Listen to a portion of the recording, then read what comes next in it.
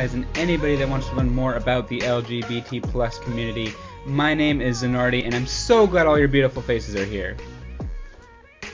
Welcome back to episode 6, all you beautiful people. I just want to start off by announcing that if you do want to be featured on the blog or the podcast you have to be in Southern California. But if you want your story to be featured on the blog, if you want to get your story out there and potentially have the reach to help others, to touch others, then go ahead and email podcast@thealphabetmafia.com in the headline. Put blog inquiry, and then just give me a little bit about yourself. You don't have to write your full story to begin with, just a little bit of your background, your location, your age, and then if we decide to move forward, we'll ask for a story, and your story can actually be featured in our blog. You can remain anonymous if you elect that or not. You can get writer's credit. But I did want to announce that we have our blog format of this as well, kind of. It's basically a podcast just written and only in written form. Other than that, today's guest is Wil Fisher. Wil is a phenomenal man. He is actually a life coach, and specifically he deals with a lot of gay people or people who are struggling with their identity.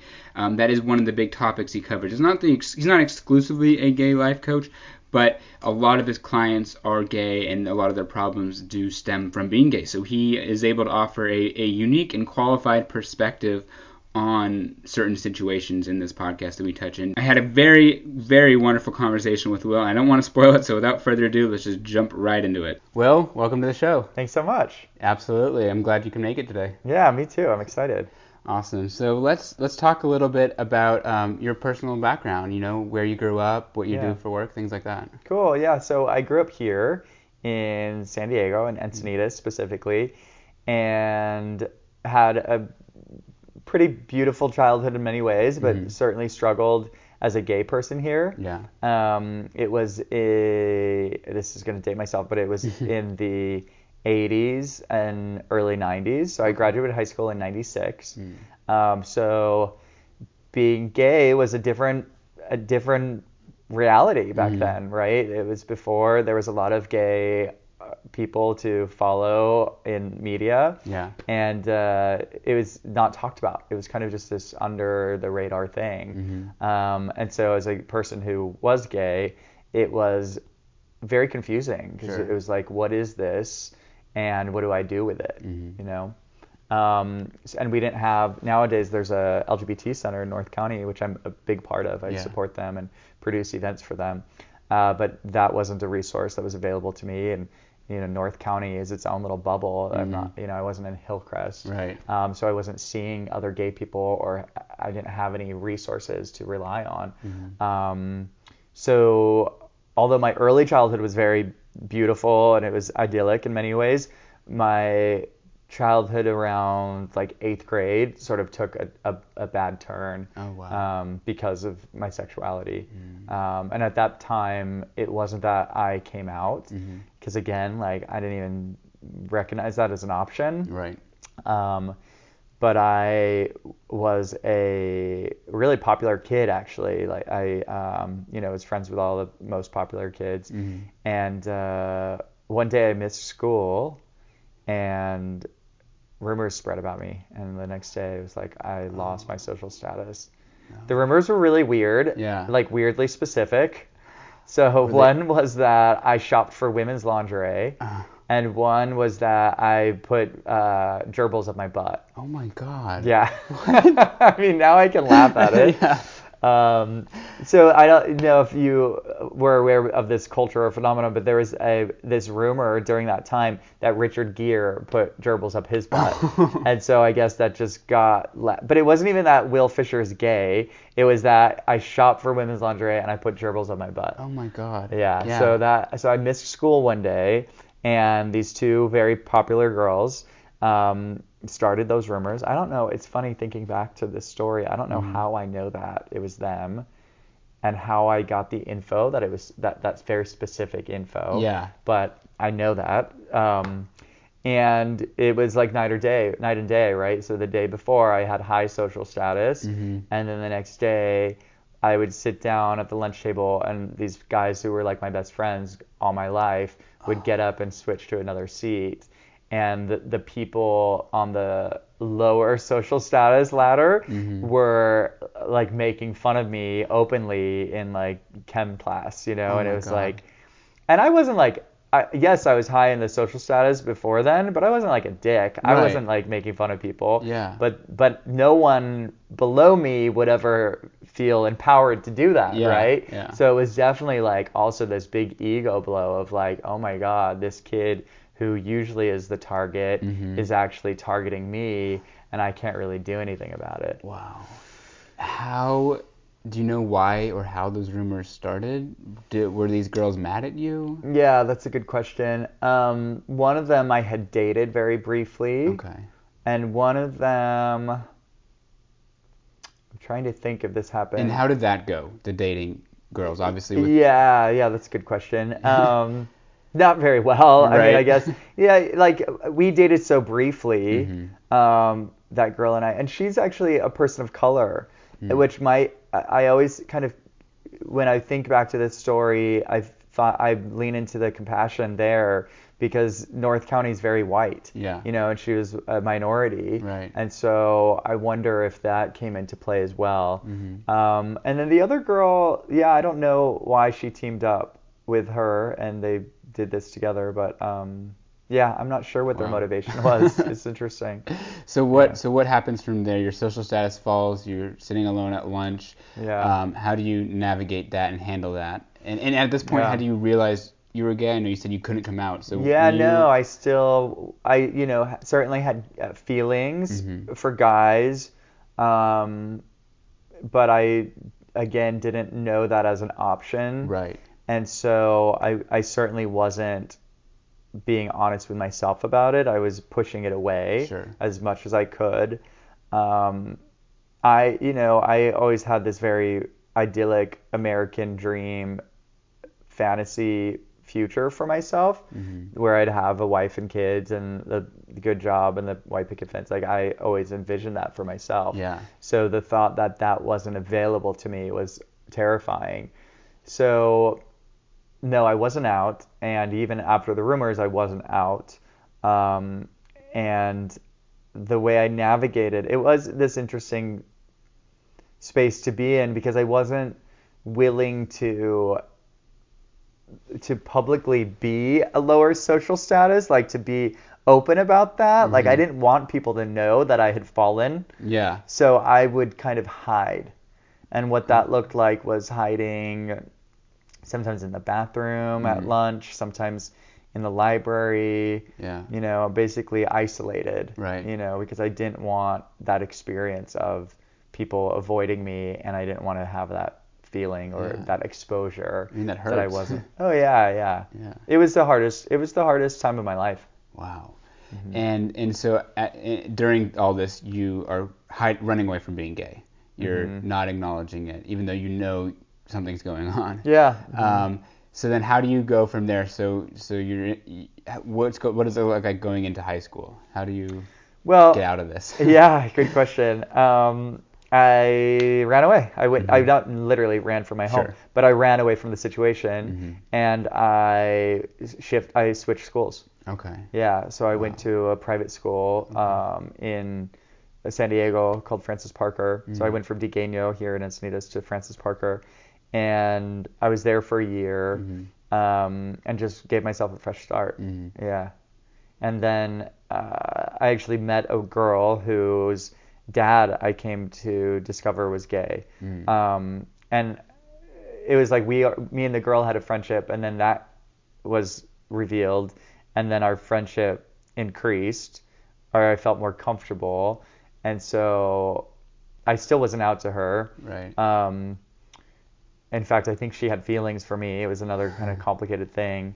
But then I also I was doing theater throughout my life. So, but I still hadn't met any gay people. But I ended up doing this play, Joseph and the Amazing Technicolor Dreamcoat, down in Carlsbad. Yeah. And the baker and one of my brothers in the show was gay, and like very, very gay, and like very like enjoying his life in this big way. And so I got to see that possibility for the first time, that you can be gay and happy and live an exciting, fulfilling life. And so I started hanging out with him and going to the neighborhood, which my school was down there, and I was 16 now, and then eventually came out. Okay. And then came out to that girl that I mentioned at the school, and Sure. you know, felt accepted by her, was able to talk to her dad, and yeah. And then the year later, I went to a boarding school where it was even more accepted. In fact, it was the opposite. It was like I started coming out there, and people were like, "That's so fucking cool." At boarding school. Wow. Well, it's an arts boarding school. Okay, gotcha. Yeah, so it was like theater nerds and art that makes weirdos. more sense. And, yeah. I thought it was kind of like a military or like some, Yeah, no, it's this really great school called Idlewild Arts Academy. Up Okay. in Idlewild, yeah. Nice. So that's when life started getting better, you would say, so you had that role model or that gay person that you saw was happy, and you decided to come out. Did you have any sexual experiences with a guy before coming out, or what did the process look like? No. No. Okay. No, I came. Yeah, that's kind of interesting. I guess a lot of guys probably experiment before, but I was young. Like nowadays, coming out at 16 is more normal. Back then, in the mid 90s, the average age of folks coming out was 20s. Yeah. So I would go to Hillcrest and hang out at the coffee shop because I couldn't go to the bars, obviously. Right. And there was maybe like 3 other guys under, in that age range. So it was like very uncommon, I think, for folks to come out so young. Yeah. Oh, absolutely. It was just a different time. Yeah, exactly. It wasn't as accepted. Yeah. How was your family life, and how did they take this coming out? Yeah, so I kept it secret from them. Okay. Yeah, so I lived this kind of dual life where I was going to Hillcrest and like enjoying my gay world, and then I'd come home. And I remember the first kind of months after coming out, I was still so terrified. Like, I think sometimes there's this idea that we come out and then it's just like, yay, now we're free and we can just be ourselves. And it was not like that for me. I remember I would drive home from Hillcrest, and I think that the big terror for me was HIV/AIDS, which again, that was a whole different world too. Yeah. Like, AIDS was a death sentence. Yeah. And it was during a time, again in the mid 90s, where it was like all over, like the propaganda for HIV and AIDS, like warning people was like common on TV. You'd watch TV and it was like all these ads that were like fear tactic, like making you super afraid of getting HIV. And so that was like in my subconsciousness. So when I came out, I literally thought that me coming out as a gay man meant that I was committing to death by AIDS. Like, I thought that was the reality. Like, if I come out as a gay man, I'm probably going to it's like almost 100% certain that I will get HIV and AIDS, and that's how I will die. Wow. That's very upsetting. It's got to be scary. Scary as fuck. And I remember I would drive back from Hillcrest. I'd hang out with the friends or whatever, and I'd drive back and I'd start thinking about it. I can remember sweat, like literal drops of sweat would like pour down from my armpits. And what's interesting reflecting back on it is that the fact that I believed that so certainly and still came out. Like, that it meant more to me to come out than it did to avoid death by AIDS. Right. Like, I accepted that sentence, knowing that I needed to come out so badly that even if it meant that I was going to die of HIV and AIDS, that I was still living a better life. Wow. By letting that, that truth be revealed. Yeah. Right. And so, you still didn't come out to your family, though. When did this happen? What was this process like? Yeah, so I stayed in the closet with my family. So it was very convenient because I went to boarding school. So, and a very accepting boarding school. Did they suspect you were gay? I mean, not to push stereotypes, but being a theater kid and art. Yeah. So later, when I did come out to them, certainly they all were not very surprised at all. Gotcha. But it wasn't a conversation. It wasn't something we talked about. So and the school I was at was this boarding school, and it was still like GSAs, for example, were fairly new. That idea was new, and What's so a GSA? oh yeah, they don't call them that anymore. Oh, the Gay Straight Alliance. Yeah, yeah. Okay, took me a minute. Yeah. So I founded our first GSA on campus, Wow. which felt exciting, and I've recently gone back and spoken to the GSA that's there now as like the founding father. Oh my gosh, that's awesome. Yeah, it felt really old, but it was also really cool too. And to hear like what things they are challenged by, like how things have shifted and what it's like. When I was running it, it was like it was mostly straight people would come. Everyone would come. It was like, 50 people would show up and we'd watch a gay movie, basically. Yeah. It was like our meetings. That's awesome. Yeah, and we put together some big events and stuff that would be around like AIDS Week or, different events like that. So, okay, the family. Sorry, I keep getting on sidetracks. So, so I was at boarding school, so that was convenient. And then I went away to college, and again, like I didn't really need to come out to them right away. I finally got the courage to come out to my siblings, so I started with them, and yeah, they were not surprised and supportive. And then I came out to my mom first, even though my parents are married. I came out to them separately because my dad is a conservative Republican. He listens to Rush Limbaugh, very traditional, like kind of masculine, energy, and so I wasn't comfortable coming out to him until maybe 3 years after I came out to my mom. I waited till I was done with college.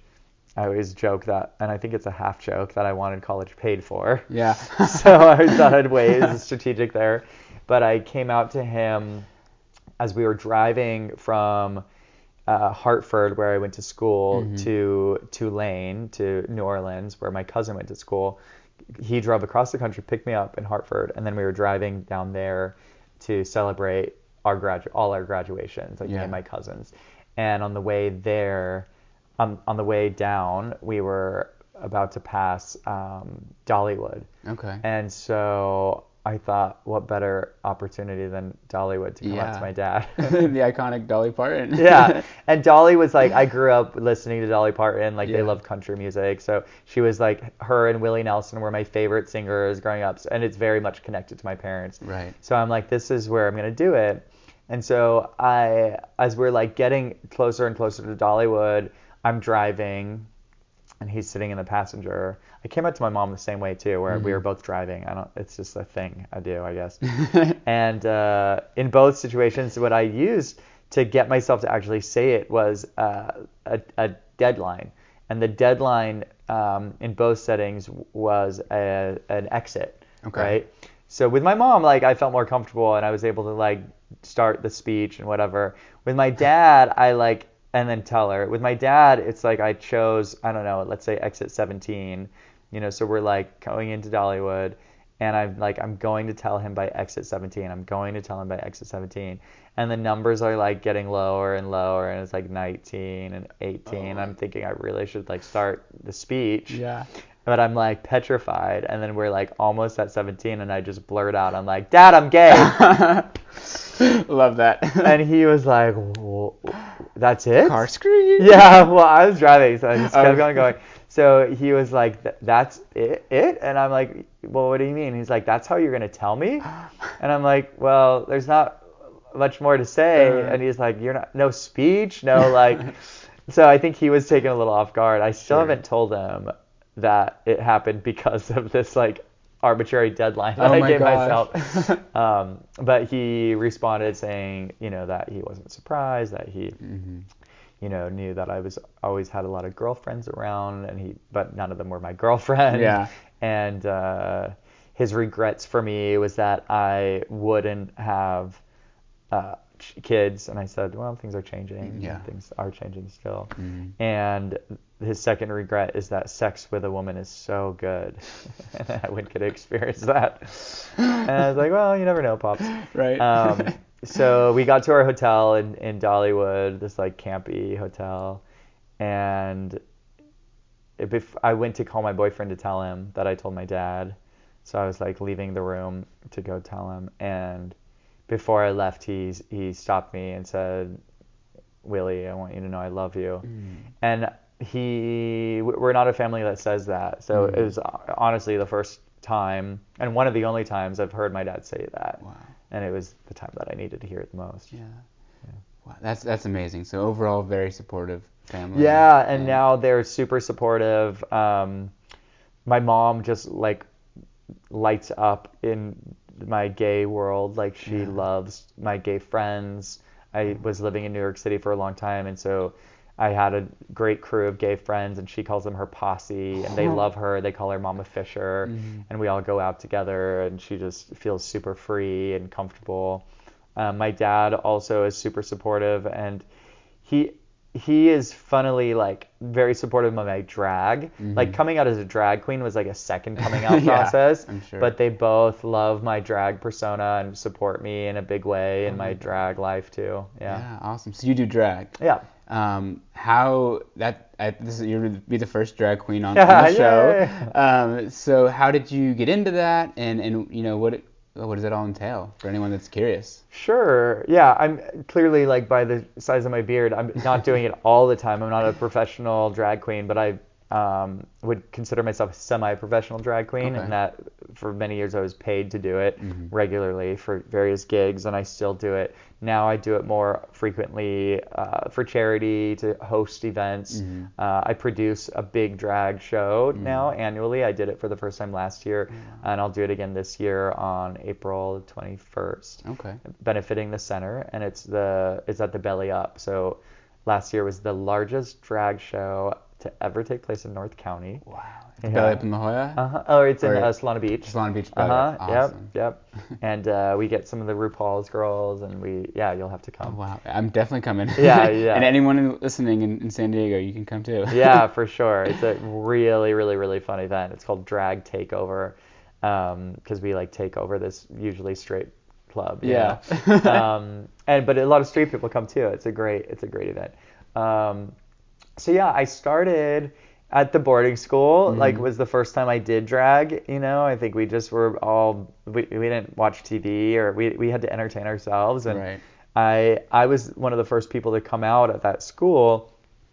But once I came out, it was like a domino effect. Like people started coming out right and left. Wow. And I started the GSA. So yeah, I joke that like I had a revolving door where the kids were like coming into my room. I was a prefect, and they would like come out to me right and left. And I somehow ended up with a dorm.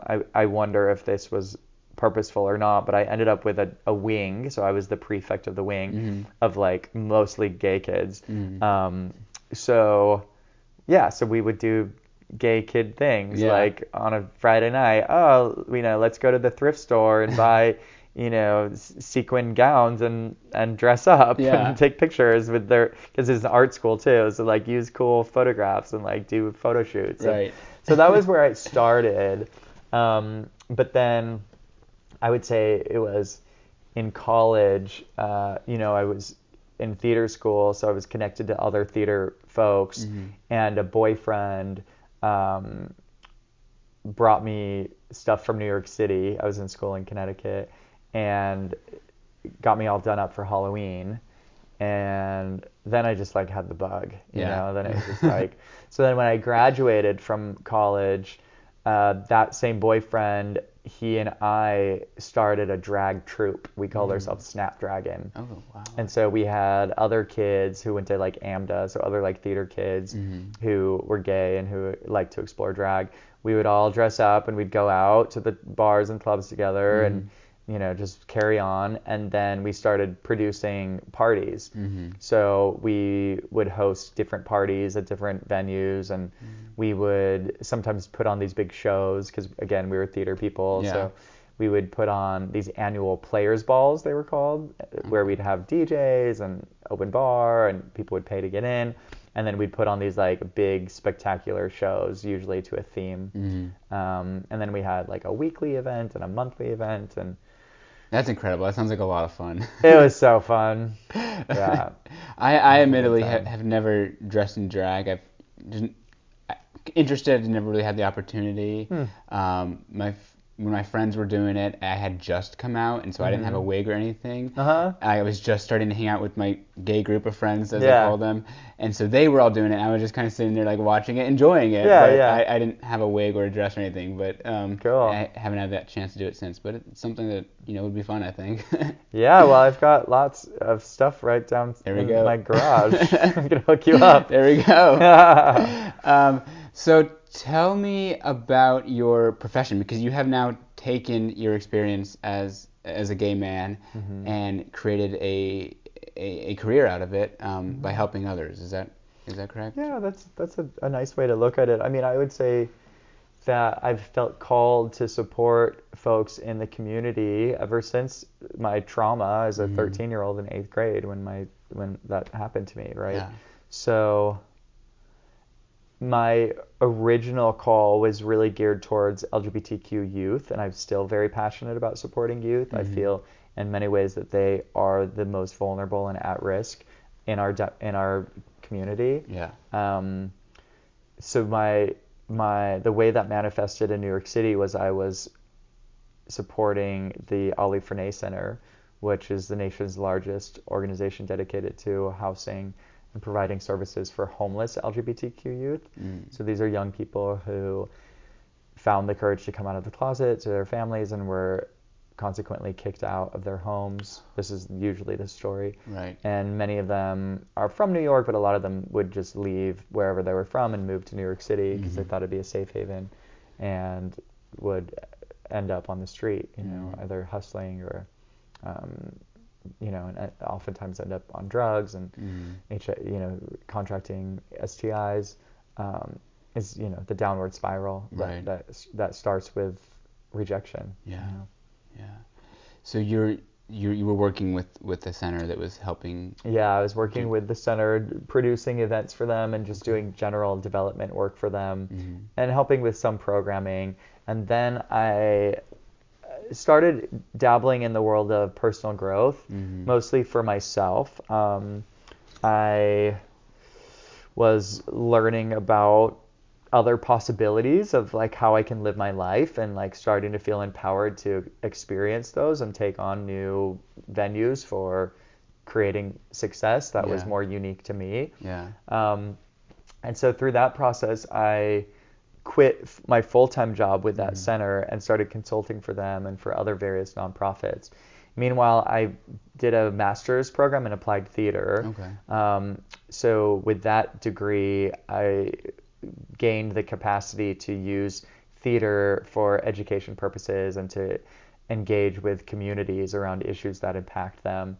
And so I did a lot of work around masculinity, gender, homophobia. So I would go to classrooms and I would work with young people, usually like a health class. Yeah. Are these like public school health classes? No, it's generally private schools that would book me. I think it's a little trickier for public schools. Sure. But so private schools would book me, and I'd come in and I would engage the students in these conversations, and I would often do it through activities to like make it more comfortable, so I would use applied theater techniques to work with them so that we'd then have these really deep conversations around sexuality. So these kids who were my age when I was rejected are talking openly to a gay man, asking the questions that they're curious about. It goes back to what we were talking about before we started recording. That is the cure to ignorance and hate, is education. Yeah. And so giving these young people that opportunity was really powerful. And then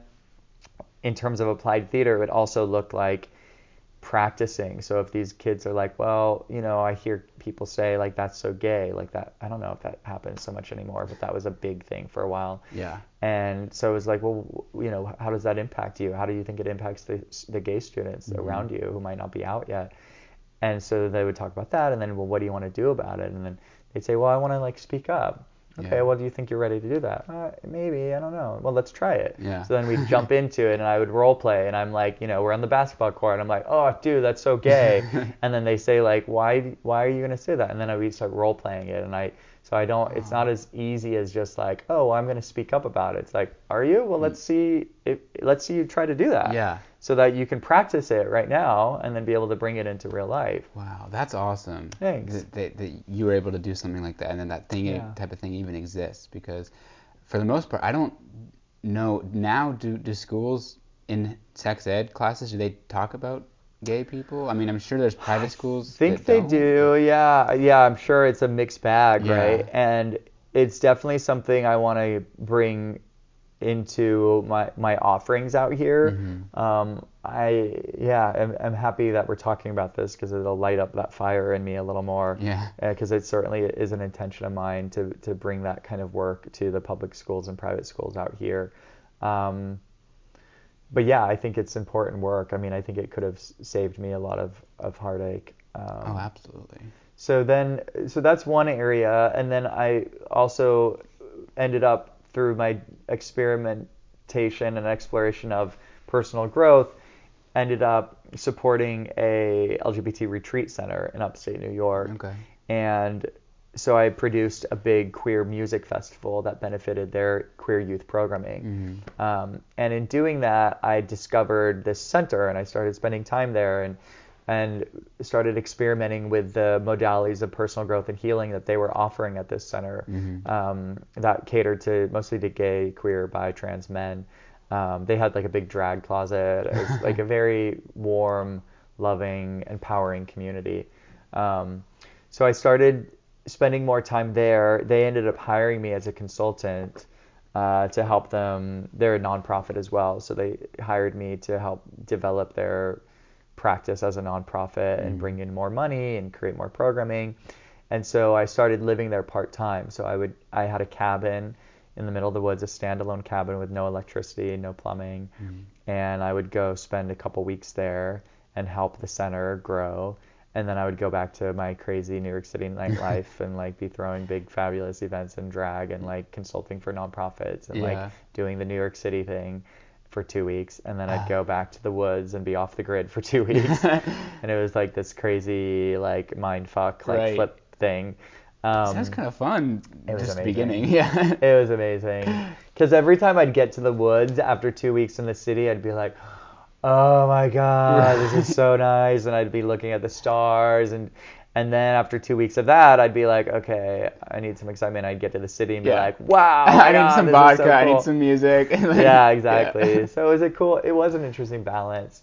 So during that time, again, I was exploring different healing modalities, and because I would be able to take these workshops to people from all over the world who are visionaries and leaders in that kind of work, who are also part of the gay community, were there in my backyard offering stuff. So I was taking it, and then I would start teaching and start leading workshops and hosting full-blown retreats. Then I met a coach. I met a life coach, a gay life coach, and he was just starting his journey, and he took me on as a client. So I started working with him and really recognized the value of working with a life coach. Ended up being asked by the retreat center to serve as their executive director. Oh, wow. So when that happened, I realized that this was like a full-time commitment. I left my apartment in Brooklyn, moved there full-time, got a better cabin, but still lived in a cabin off the grid, and started running this gay retreat center. And it was then that I was developing a lot of programming for gay youth. So I had a couple camps. I had this Arts in the Woods camp, which was for young adults who were homeless or at risk, would come up from Boston and Philly and New York City, and they'd spend a week in the woods doing art and creating community together. Oh, wow. And then I created a leadership academy, which was called the Easton Mountain, was the name of the retreat center, the Easton Mountain Leadership Academy. And that was a program where the young people would come for different modules, and they would gain skills in advocacy and gay history and just learning to be an empowered community member who is supporting change and transformation for the community. And then I had this opportunity to take a coach's certification program, and it was up at the center.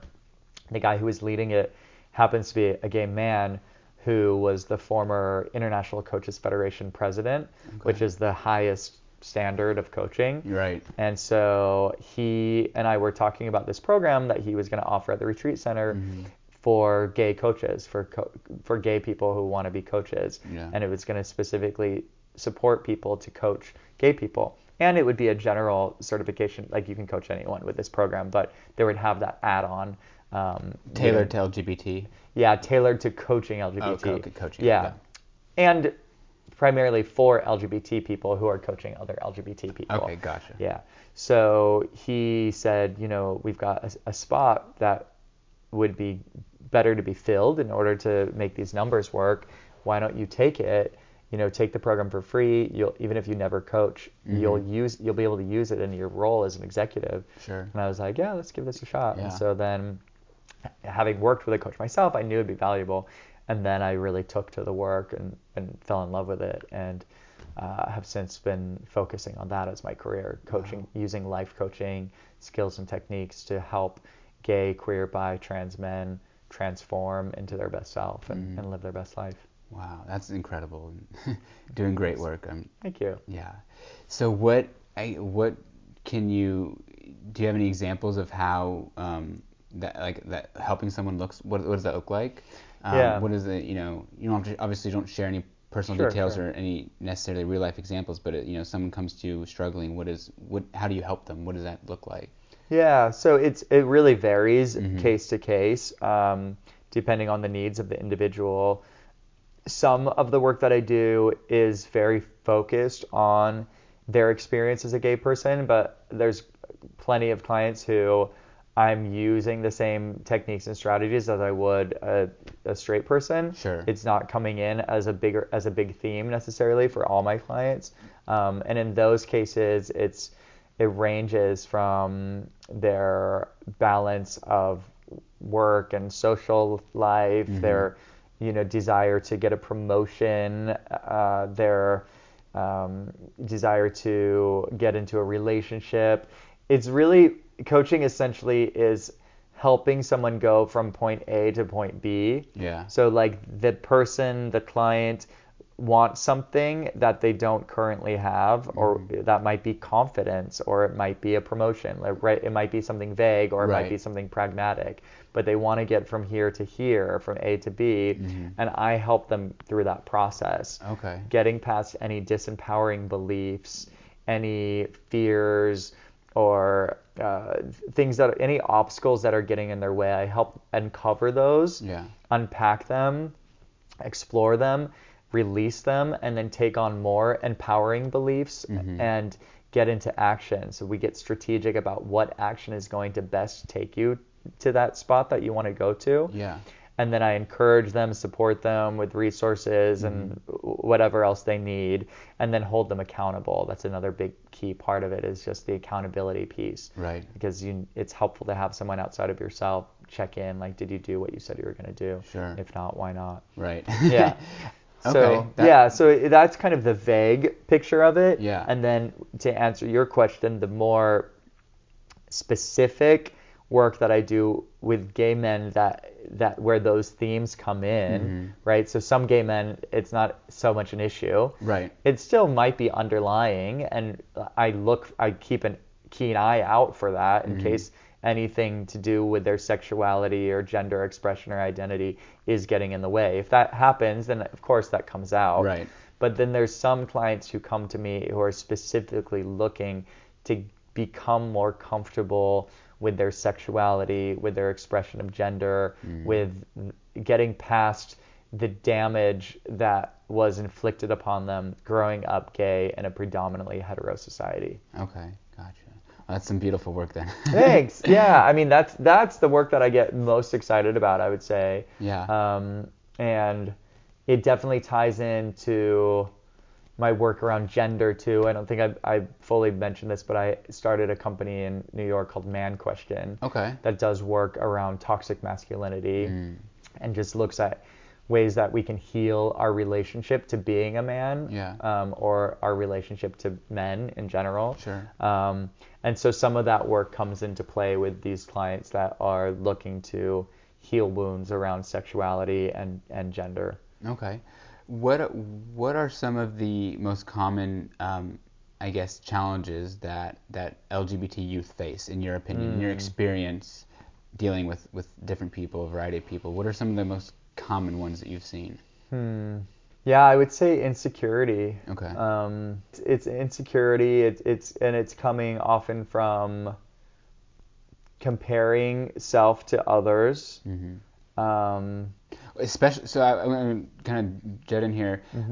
There is kind of this, especially amongst, they say, white gays. There's this like body type. They expect every white gay to be muscular, or if not muscular, then a twink, and have no body fat. Yeah. And it's this very disturbing gender or body stereotype that is put on. Yeah. And I know it's very common, and it's very prevalent. Yeah. So is that something that you kind of see often? Yeah, for sure. I mean, one of our resources, one of our books in the LGBT coaching program was Velvet Rage. Okay. Which, if you haven't read, is definitely worth checking out, because it talks about these specific challenges that gay men are up against. And one of them is certainly that, like, comparison, right? Yeah. That there's like this A-list body type, A-list like list of things that you have to have, the right Gucci loafers and sunglasses and all that. Yeah. And it's like that keeping up with the Joneses thing is huge in the gay community. So yeah, that's one piece. But I think like insecurity just around, they were living with with what was perceived as a shameful secret. Okay. And that has damaged their sense of security and sense of safety in the world. And so with that damage comes insecurity and comes a lack of self-confidence. And sometimes it's masked, right, with this like flamboyance or this put on that I'm fabulous and okay, and don't fuck with me, right? And that's its own issue, right? I mean, it kind of deals with lacking of confidence, but it's an overcompensation, right? And so then you lose authenticity and the power of vulnerability and open-heartedness. And so it's navigating that, like, okay, we want you to step into your fierceness and feel fabulous and feel powerful, but we also want it to happen in an authentic way that's coming from your truth. Right. So yeah, it's an interesting thing to play with. Yeah, oh, absolutely. I totally, I'm envisioning that, not a specific person, but I know what you're talking about. Someone who's overcompensating, trying to. We want you to be a bad bitch, but don't overcompensate that and hide your insecurities. Yeah. What advice would you have if anyone was in your shoes as a child? So rumors being spread about you, specifically tailored to you. If anyone is listening to this and feeling connected, like, oh, maybe someone has spread a rumor about me recently, or I'm getting threatened to be outed, what would you tell them now? Good question. So I would tell someone who was dealing with false rumors or real rumors, people saying that you're gay when you are gay, but you're not ready to tell people that,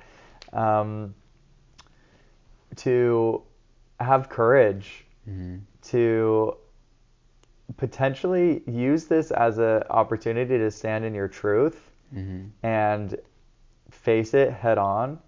I mean, I did something else which worked for me at the time, which was I got a new start, right? I moved to a different school, and that strategy was okay for me. And in some cases, I think that is not a bad strategy. If you are in a place that's unsafe, find an opportunity to get to a place that is safe.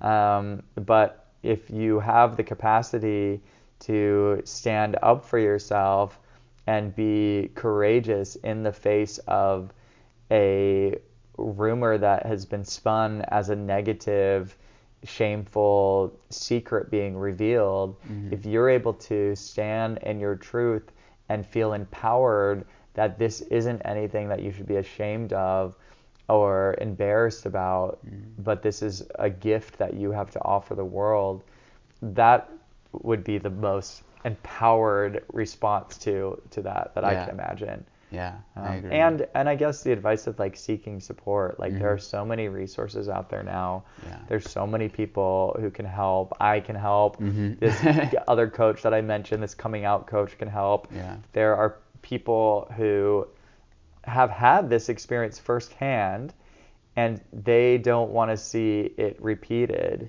and so they are going to jump at the opportunity to support a young person in that setting. Okay, great. Well, we're coming up on 45 minutes, Cool. so if you want to drop your socials and your website name and everything, where can people find you at? Yeah, so my private practice is called Willfully Living, and I spell my name with one L, so it's WIL-FullyLiving.com, and on Insta, I'm Willfully Living. I'm also WIL Fish, FISH 99 is my Insta. Yeah, those are the best places to find me. And I have a YouTube, which is Willfully Living as well. Okay. Where I do some inspirational videos, stuff like that. Awesome, great. Well, Cool. Will, thank you for coming on the show today. Yeah, it was my pleasure. Thanks so much for the conversation. I really enjoyed it. Thank you all for tuning into the show. As always, you can check us out at www.thealphabetmafia.com.